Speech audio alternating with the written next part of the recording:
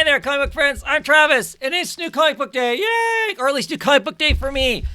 I haven't done a New Comic Book Day video since August, I think. I think it's been August. It's been that long. It's been crazy. I just woke up from a nap, so if I look too disheveled, my mustache is not straight or that thing, sort of thing. Holiday season has pretty much crushed me.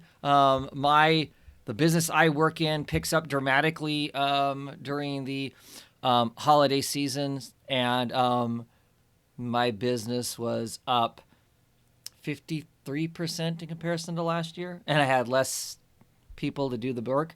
Anyway, so it was more than a little crazy, but I wanted to jump back into these. I've kind of missed talking about it, but I ended up getting like way behind. Had some stuff happen, and it put me like 2 or 3 weeks behind in reading comics. And as you can tell, I mean, this is 1 week's worth of books. So when I start to get behind, it can snowball dramatically. And so I was like 50 some books behind for quite a while. I'm getting caught up. So this is comics from December 18th and the 25th. I actually got comics on December 25th. Now, technically, I actually got them. I got them on Monday, I think. I think Monday. Monday, I got them early. I got the week before that on Saturday. So I'm just going to lump these two together. We'll talk about them. It's 28 comics between the 2 weeks. 3 comic books actually came out on Christmas. So yeah, let's jump into this. This is me getting back into this. Hopefully it'll be a regular thing. One book you're not going to see in these piles that is on my list is Harleen number 3. That's a oversized black label book, and it is currently, because I just pulled these out of the box, so they've been sitting in a box for 2 weeks. I just pulled them out of the box. It is currently on a bunch of heavy things because it has kind of a significant warp in it right now.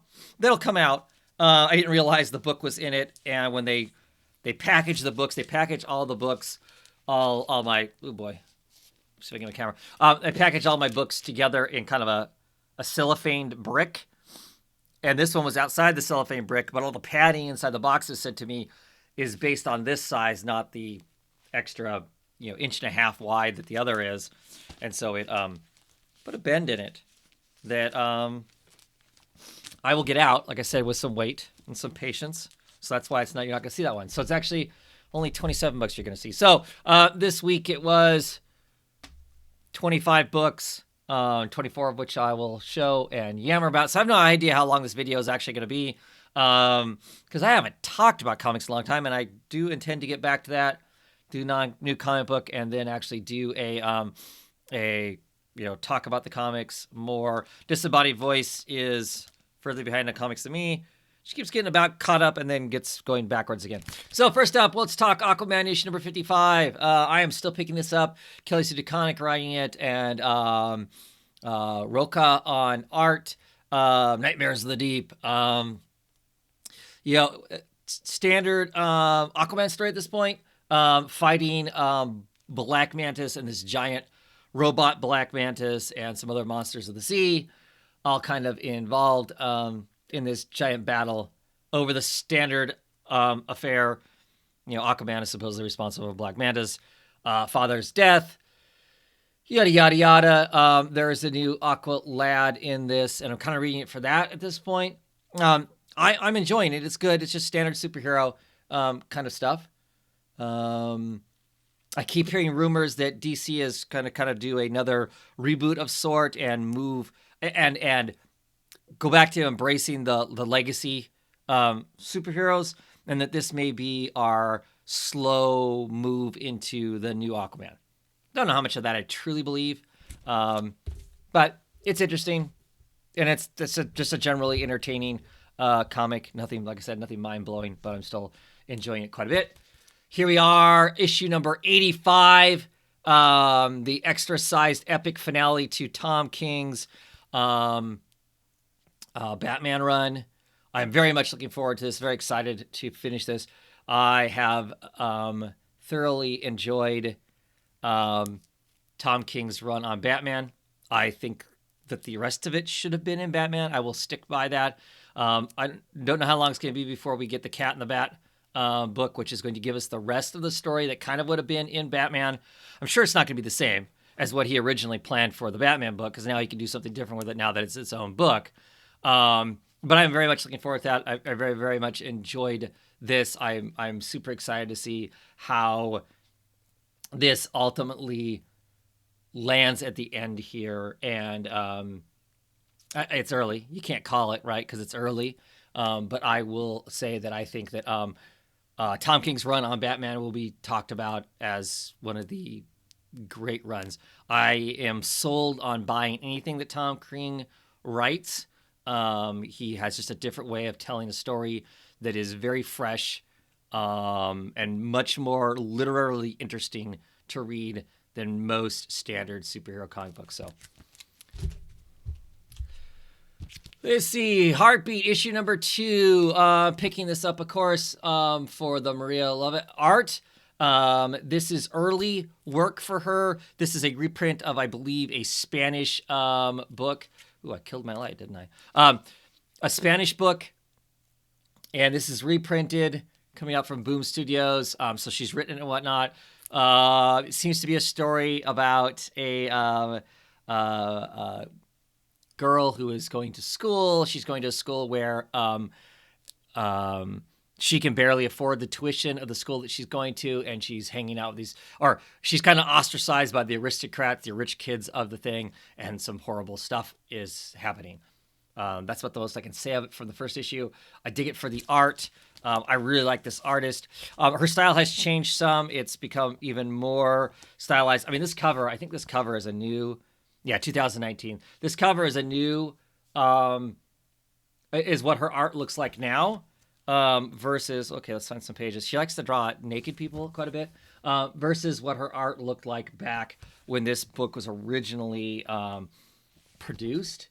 And I don't know how old this is, and I don't think 2015. It's copyright 2015 and 2019. So I think that it's 2015 is the original.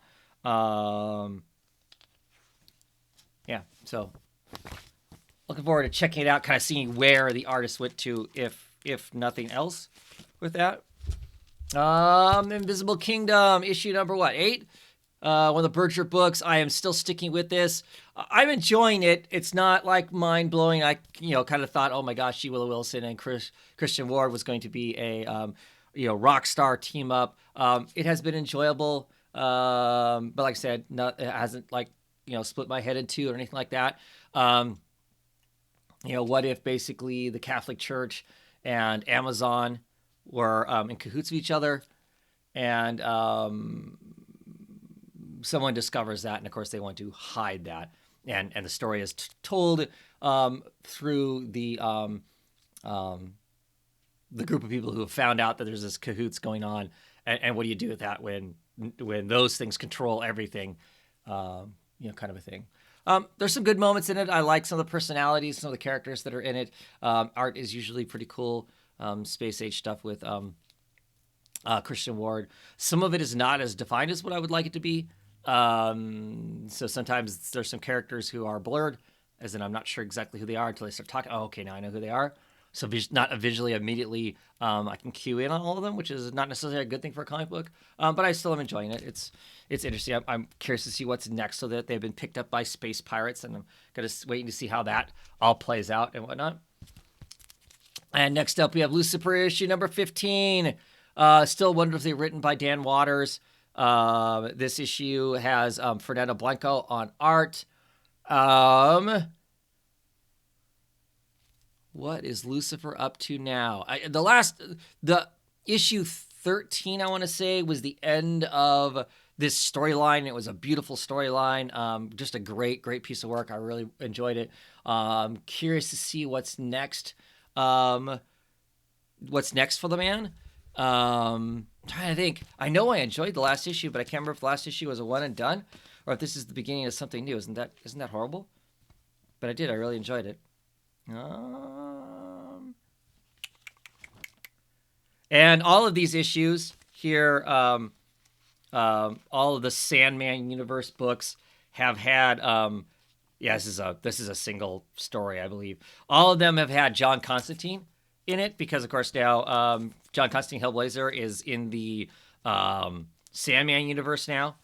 They've moved him out of the standard DC universe and moved him into so he is walking through all of the rest of the Sandman universes to establish him in the Sandman universe. I don't know how much he'll play in any of that long term kind of stuff, but it's been fun to see him in that, and that's what this looks like. This looks like it's going to be an issue that has that in there. But Lucifer has always been a highlight read. As far as writers go, Dan Waters, anything he's writing, I'm reading at this point. He has a great use of language and an interesting story also. And then I think this is book 3 of Batman Last Night on Earth. Standard Snyder Capullo affair, to be quite honest. I really like the first issue. Second issue was, yeah. So we'll see what the third issue is like for me. I'm just, I don't know. I'm largely done with Snyder Capullo Batman. I'm largely done with Snyder, to be quite honest. I don't think he's a bad writer. I'm tired of him, I guess. As soon as I start reading stuff like the Justice League, it's just immediately, okay, I don't know. I just feel like I don't want to venture into whatever is being told. So, great guy, positive force for comics and DC comics, but just maybe not for me. Daredevil issue number 15. I've been enjoying this thoroughly. I think Chitraevsky has a good grasp of the voice of Matt Murdock. Daredevil. The Chicheo art is just stellar in the book as always. These covers have been wonderful. Daredevil's not being Daredevil. He's being something else. He's given up Daredevil, but he can't. But he's trying to amend for his sins as Daredevil, but he can't walk away from superheroing altogether. He's been retraining with Elektra. We'll see how that all pans out. Issue number 2, Legion of Superheroes. I have already dropped this between reading some other Bendis DC work and the first issue of this. When it came time to order the next issue, because I always order issues in advance, so I'll probably get issue number 3 before I'm actually done with the book. I was done with that issue. As much as I love Sook's art, I am just not digging. Bendis's voice for most characters. So yeah, I'll read this at some point, I'm sure, because it's not horrible, just not what I want to consume. And as you can tell, 25 books in 1 week. I'm getting a lot of books, and my time continues to be less and less of my free time, where I have the energy to do stuff. So I'm trimming places where I can, and mundane books that don't totally grab me is one of those places. I need to listen to Eric Longbox Reviews podcast, his latest podcast. Him and another podcaster talk about this book. They've been doing all the old Legion, the big runs of the old Legion, and I believe they talk about this current one. Curious to see what they have to say about it. I'm sure they love it. They're Legion fans, and maybe if I was more of a Legion fan, I would love it too. I've mostly, over the years, I've tried collecting it a few times. The really old stuff, I basically read Eric's when we were kids together. I read his collection and didn't get it myself. Catwoman, issue number 18. Looks like Blanco is doing the interior art on this issue. The mini masks of Selena Kyle. I've been enjoying Jones's run on the book. I continue to find it interesting. I certainly like the issues where she does the art more than the ones where she doesn't. And this issue has Zatanna in it, who has been they gave her a new costume, I guess is what we'd say.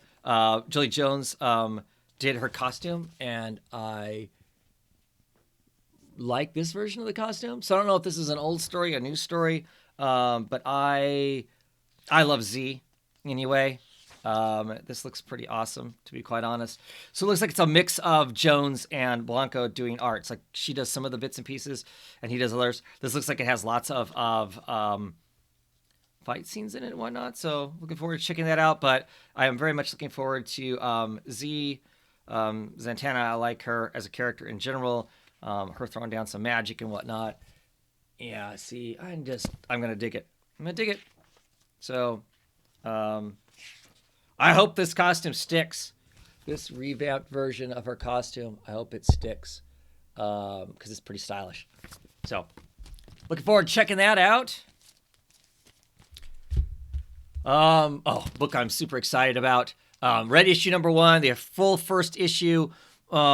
Simon Cy Spurrier totally gets Hellblazer, and it's so spot on. It really feels like a breath of fresh air, while also capturing the original Hellblazer run, which has me so excited. Because nothing since they shut down Vertigo's original Hellblazer run has been Hellblazer. All that other stuff you've seen that's been John Constantine has been silly, dipped in superhero malarkey, and I'm really liking this. Incredible art by Aaron Campbell with colors by Jelly Belair. I am just very, very, very much looking forward to reading this and diving in and having John back. It's just been the first issue was brilliant. The setup, there was a special number 1 issue, just kind of a setup of getting him back in the Sandman universe. That was perfect too. It kind of gives a good way of moving him out of the DC universe and into the Sandman universe. And I, like I said, just really liking it.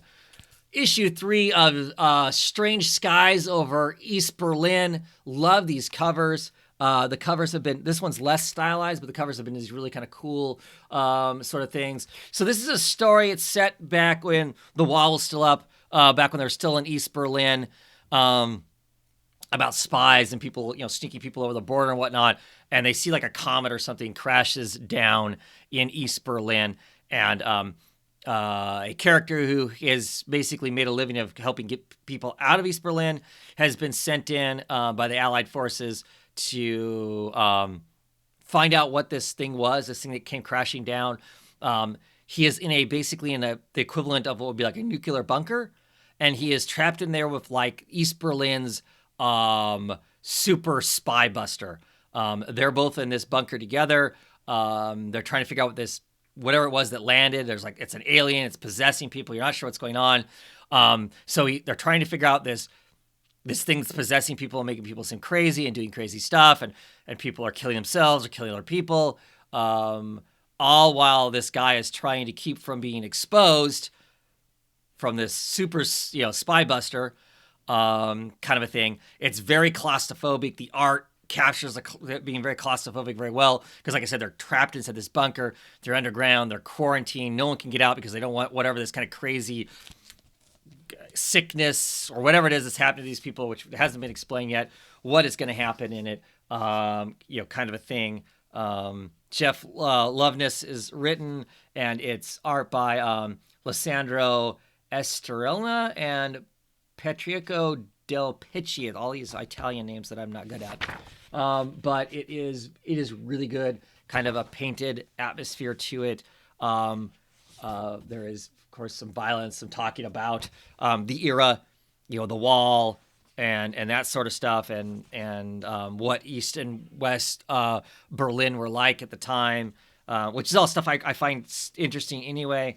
But there's something that's like an alien force or something is taking people over and whatnot. But like I said, this dark stuff with some wonderful colors in it, it really has given it this level of intense claustrophobia, and I just really, really liked it. Well, not claustrophobia, but just being very, very shut in, very smothering, and feeling, the art makes it feel very much like you're trapped in there with the characters and kind of this desperate kind of a thing.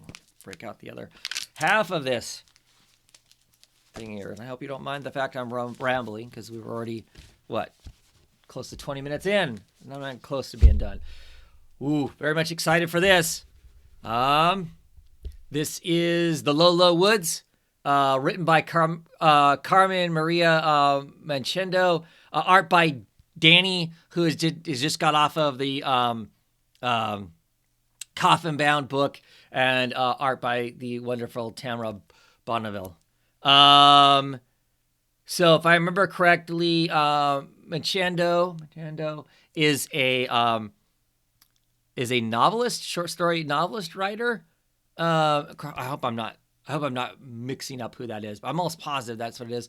Writes short stories, writes kind of creepy short stories of African American writer. I have enjoyed pretty much all of the Joe Hill curated Hill House books. They've all been good in their own sort of ways. I wasn't super excited by the first issue of Dollhouse. Second issue of Dollhouse, I'm now really interested in, but I'm curious to see what this is. I have no idea, what the story premise of this is. I just know it's going to be another, kind of a horror book, and I guess I've been enjoying the spooky books here lately. So, but this is the combination of stuff here with the creators on this book. I am very much excited. I'm just kind of glancing at some of the art here, but I just love the art. It's just a good style. Danny has a grasp of kind of the Vertigo-esque look to it and whatnot. Because of course, this back in the day, right? This would have been a Vertigo, under the Vertigo books, basically. But yeah, I'm excited for it. See what it has. What kind of bump in the night? I think this is a 6-issue miniseries. I want to guess offhand. Let's look forward to checking it out and see what that's gonna be like. I am going to once again try Suicide Squad. Suicide Squad issue number 1. It's written by Tom Taylor, who is a very, very good superhero writer.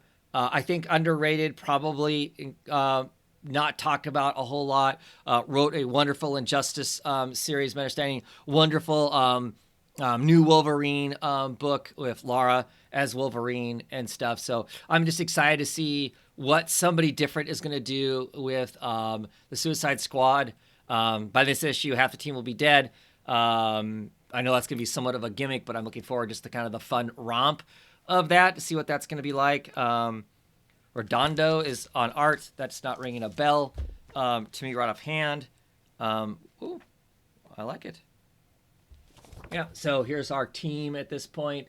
It looks like one of the teams in here. Of course, you got to have Harley in there, right? So Harvey, Cavalier, Magpie, Deadshot, the Shark, and Zebra Man is in this crew. It looks like, and here's another crew of people I don't even know half of. I don't think. I'm not sure what team they are.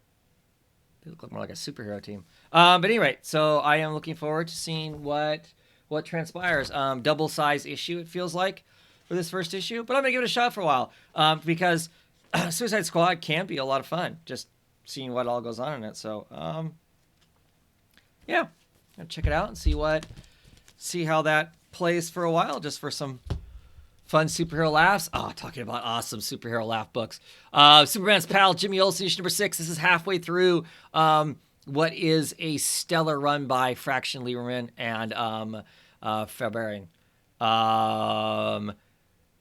Lieber and Fraction are a great team together. Lieber, physicality, comedic work is brilliant. Here is Jimmy Olsen hiding in a Batman suit.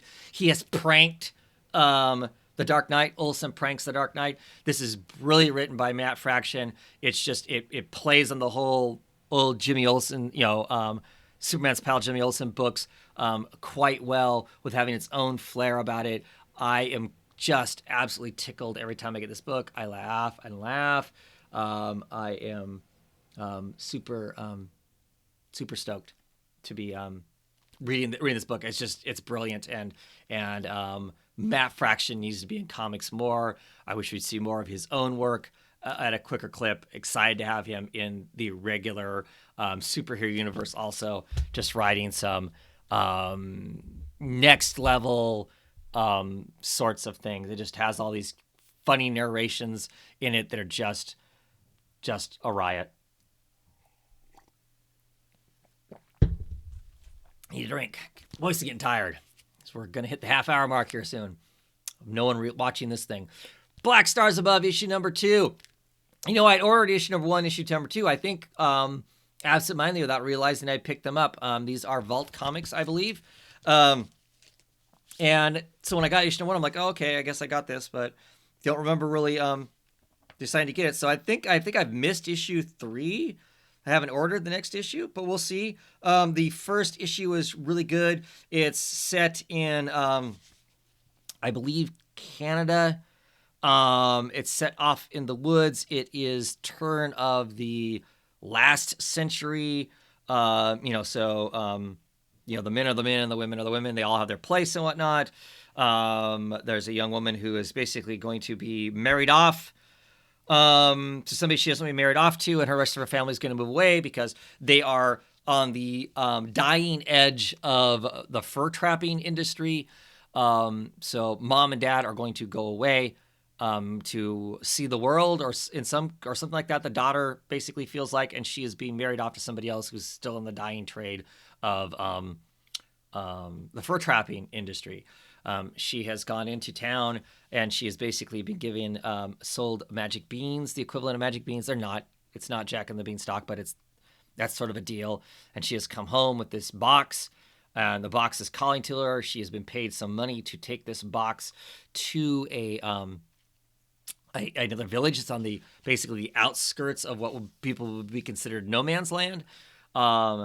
She has opened the box. There seems to potentially be some either spiritual or some alien something's happening. She's not sure what that is, but it looks like she's going to continue. Well, I don't know. I assume she's going to continue forward with her her journey. We haven't really, it ended with her opening the box that she wasn't supposed to open and see some stuff in it. The nice thing about Vault Comics is it actually has a blurb on the back here. I'll read it to you because, hey, I got nothing but time, right? The storm continues to gestate. Lost in a wilderness known as the Green Ribbon, Evula is faced with the impossible decision: return home to a family that has forsaken her, or finish her journey to the northern town to deliver a mysterious package. She must decide wisely, for threats lurk behind every tree, and the snow has an appetite of its own. I enjoyed the art. I don't know that it's brilliant art, but I enjoy the art. It matches up with the story quite well, with the feel of this story. But I really liked the first issue. The first issue was pretty intriguing, so I'm curious to see these weird symbols and stuff keep happening in places where she's at. So I'm looking forward to kind of checking it out and seeing what becomes of it. I'll get this issue and then I'll figure out how I'm going to pick up. Because like I said, I think I missed issue 3, ordering issue 3. So I'll have to hunt it down somewhere. Anyway, next up we have an Ahoy comic. Edgar Allan Poe, Snifter of Terror, Season 2, issue number 3. This has got stories, The Raven in it, The Pit and the Pendulum, and more stories. So it's a kind of an anthology, some short sequential art going on in here, followed with things like some silly pieces of poetry or short stories, all kind of gothic horror oriented. Lots of them landing on the humor side of all that gothic horror also. Not always the brilliant book, but it's just a lot of fun. I enjoy reading it. It's enough of a spattering of things just to be amusing in one way or another. And I like just seeing all the different kinds of artists and stuff they pick up along the way, and writers and creators to make the book. So issue 2 of Family Tree. Excited by this. Phil Hester art. I enjoy Phil Hester on anything that he is on. Art-wise, I just get a real kick. I like his style. That's his style right there on the cover. This is Jeff Lemire written. First issue kind of introduces us to why potentially it's called Family Tree. There's some family dynamics going on in there, and there's like some sort of disease or fungal thing or whatever that seems to be turning people into tree-like creatures.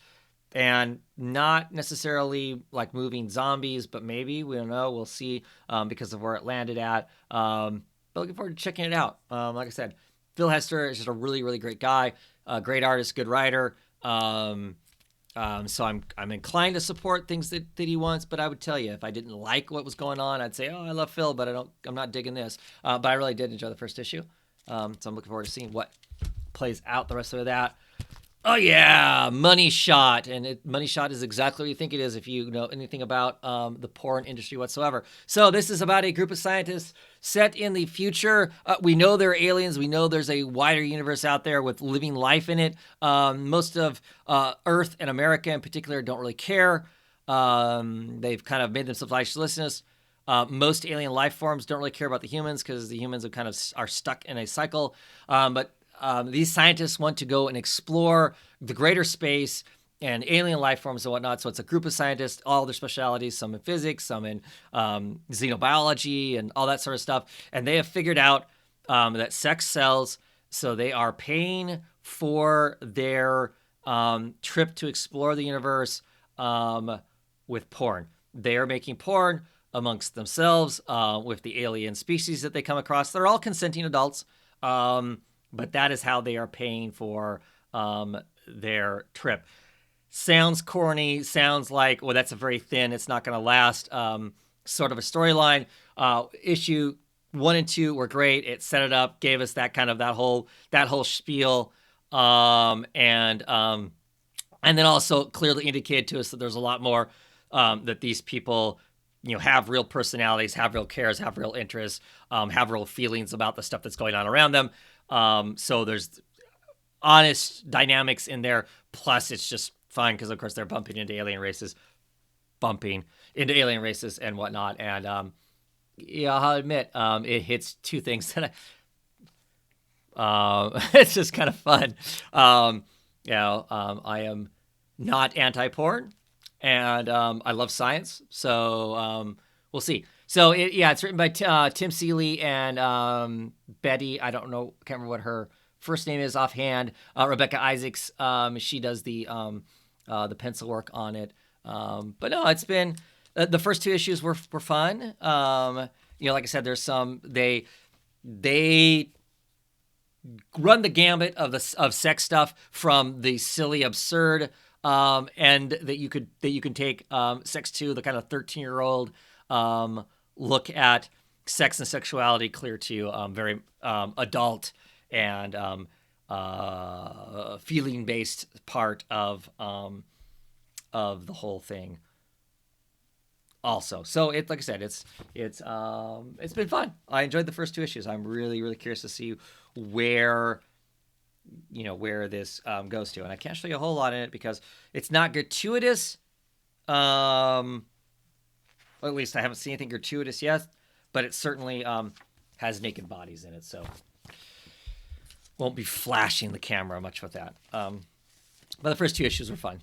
That is another Vault comic. Vault Comics. Vault's been putting out a lot of interesting comics. So issue 3 of Mountainhead, which is just a bizarre comic.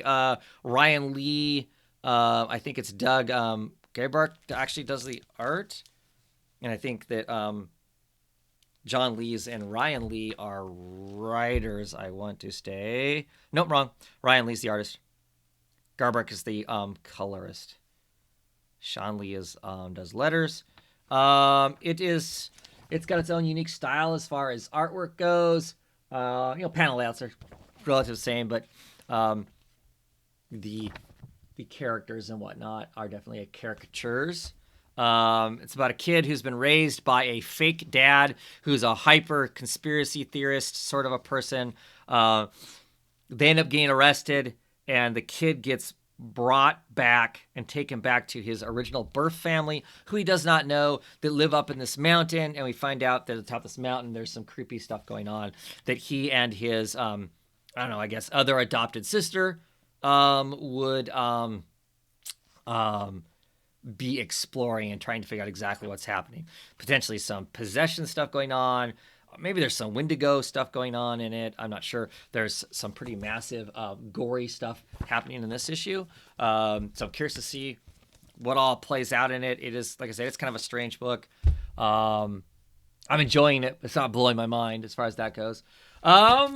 New book, old book coming back here. This is the Old Guard Force Multiplied issue number 1. So the Old Guard was the original book by Rucka. Was it by? It was by Fernandez, because I really like Fernandez's art. He's kind of disappeared. I don't know if this is the only thing he's been working on. Fernandez's art is kind of a mix between the Gabriel Bra and Fabio Moon's artwork and Ed Rizzo's artwork. And I really like the style a lot. I thought this was an interesting story about a group of immortals. So they're kind of immortal mercenaries, because mercenary work is the only kind of work they can figure out to do. Being immortals, that kind of gets them through existence, because existence can be kind of boring when you've lived for, 1,400 years or more. So, yeah, I'm curious if this plays out. This has been opted for like a movie or a TV show or something like that. So there's a big, giant, long break written by Greg Rucka. We'll see what the new storyline has. I pick it up for the art, if nothing else, because I really like that style art. A book that is simply amazing, so much fun, a good laugh, exciting, awesome artwork. This is Kieran Gillian and Dan Mora's Once and Future. It was going to just be a miniseries. It is now going to be an ongoing. Issue 5 or 6, I think, it will be the end of the first arc. We'll see what happens with it after that, because I'm always curious about a book that was originally plotted to be only X number of issues, and then suddenly it's opened up to be as many issues as it wants to be. And the reason it got changed to an ongoing is because the sales of it were quite large, I believe, and so then they thought, hey, we've got more story, which lots of this stuff, they start out as a miniseries, and if they got more stories, they'll go on. So I'm excited. I hope that the sales haven't dropped off, because it is just super, super fun. Tamara Bonneville does the colors on this also. But it is fun. It is basically a old granny and her grandson who's been raised by Granny. Granny has been a monster hunter, mythbuster kind of a person her entire life. The grandson was raised to basically be the next in line without realizing that he was raised to do that. He raised away from TV. He knows how to shoot a gun, all this stuff. And they are right now trying to stop. Somebody is trying to bring up a version of Arthur. This version of Arthur, now an undead spirit, does not like most people who aren't English. And you got to be, when you say English, well, what does that mean? Is that the Saxtons? Is that the, I can't remember off the top of my head now that I've said that, which version he is. But he wants to basically purge the rest of the planet of anybody else. And they are trying to stop that. So it is this grandmother who is hardened and smart and has a gun and makes all the right decisions. It has no problems with using a sniper rifle on thugs that are going to potentially be bad guys. This grandson who hasn't quite come to terms with, we don't just kill people, Granny. You need to go back to the nursing home, Granny. And his girlfriend, who's like an expert in old languages and antiquities, kind of a thing, from the university. But there's all kinds of exciting stuff that goes on in it. The art, like I said, art and colors are brilliant in it. It is a riot. It is super funny, along with that, along with everything else. So definitely a book I would recommend picking up. It's a hoot. It is really fun. It is really fun. Issue 4 of Safe Sex, or SFSX, if you would have it. I think we're back to, yes, we are back to, Horn is writing this. Dowling is doing the artwork. Dowling is doing the art on it. Last issue had a guest artist that was trying to ape, what felt like I was aping, Brandon Graham. So I didn't enjoy that issue quite so much. It's basically set in a near future where a very conservative religious group of people has kind of taken over part of the United States. And they make The Handmaid's Tale seem very tame. As far as you have to register to have sex, even if you're a married couple, and after you've had sex, you have to file reports and whatnot. And it's about a woman who was directing pornography. She also was involved in a club that you could go to and explore all kinds of things and whatnot. And so it's a it's in the aftermath of this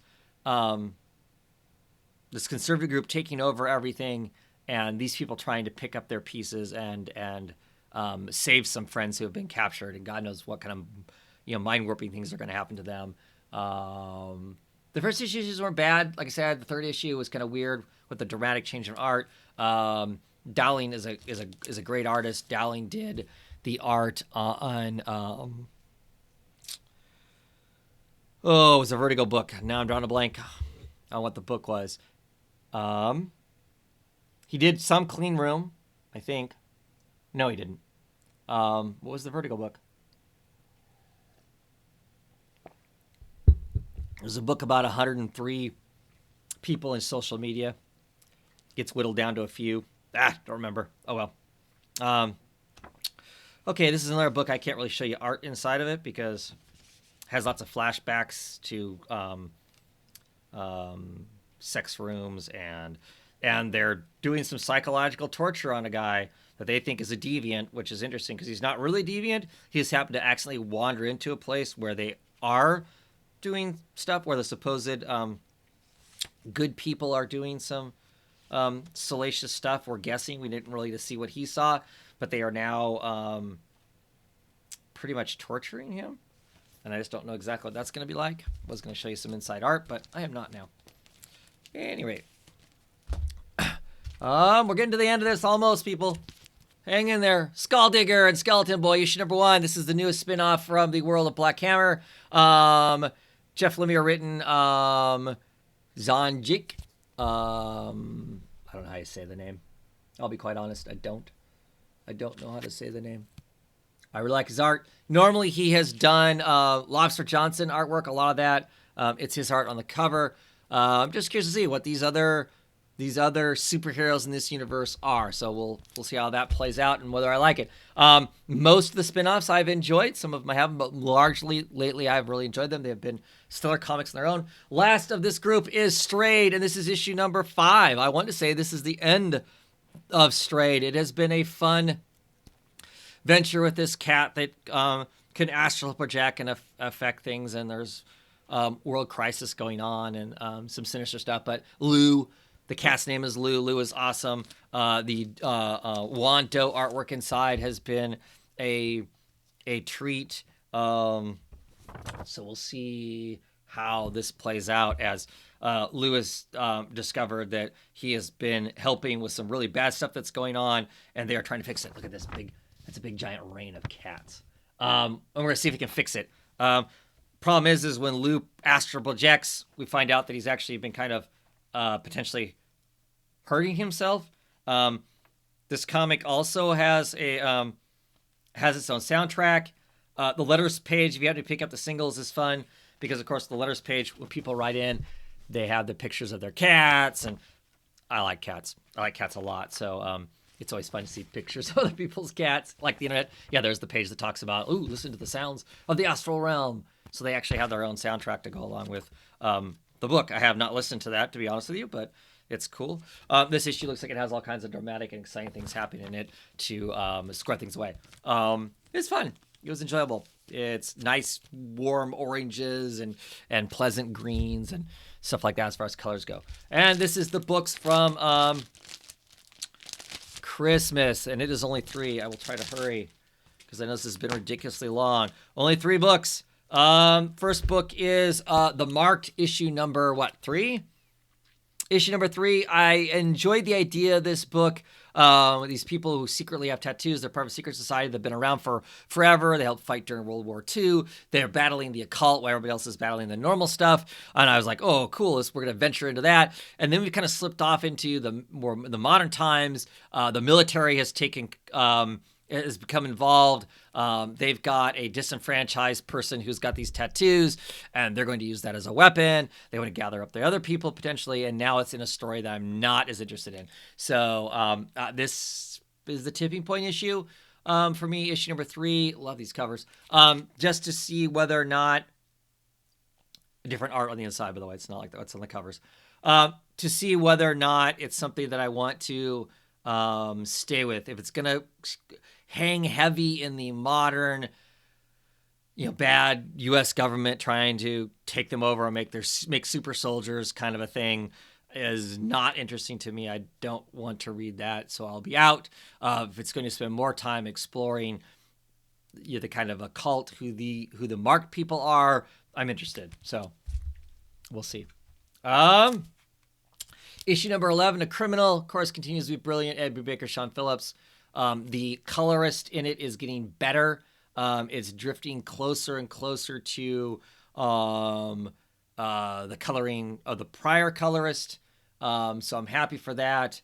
I think this is potentially the last issue of this current arc that's going on, I want to say.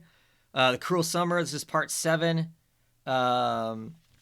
So we'll see what happens here. It's been interesting. Teague and this woman who's kind of goes from guys to guys, whoever can kind of satisfy her needs at the time, and Ricky, this kid who is Teague's son. They're all criminals in one sense or another, and how is this all going to play out? They're going to do this giant bank heist, I believe, is the final heist that they're doing, and how it plays out. I think this is the last of the arc. There might be an issue after it, and I really do believe this is it. This is the one cover that's different than all my other covers, because all the covers of East and West are usually like letterboxed with this one scene going on in it of some sort. This is issue number 45 of East and West. This is the final issue. This is the end of the story. This is the apocalypse happens here, or whatever's going to save the world from the apocalypse. Brilliant book. Wonderful Hickman, long payoff. Sort of a story in it. What happens to Babylon? Does Babylon finally see the light of how he's being manipulated? Does Death finally lose the fight amongst the other 4 horsemen? Does his wife perish? Does the prince take over what he needs to take over? Does the First Nation triumph?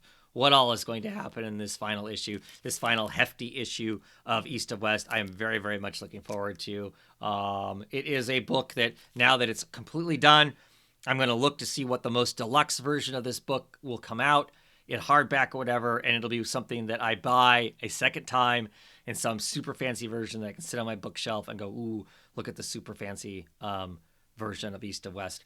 But I will still go back and reread the wonderful single issues that was of East West. So I'm very much looking forward to checking this out and seeing if I'm satisfied with endings. Endings are one of the hardest things, I think, to pull off in comics. Let's see if it happens here. And that is it. Thank you if you bothered to watch this almost 45 minutes or more of me yammering along. Maybe there'll be more videos from me sooner. If nothing else, hopefully I will be able to stick with the new comic book day at minimum, and hopefully more sooner than later. We'll see as I finish getting through the holiday season exactly how that all plays out. But anyway, thank you for watching, and have a great one, everybody.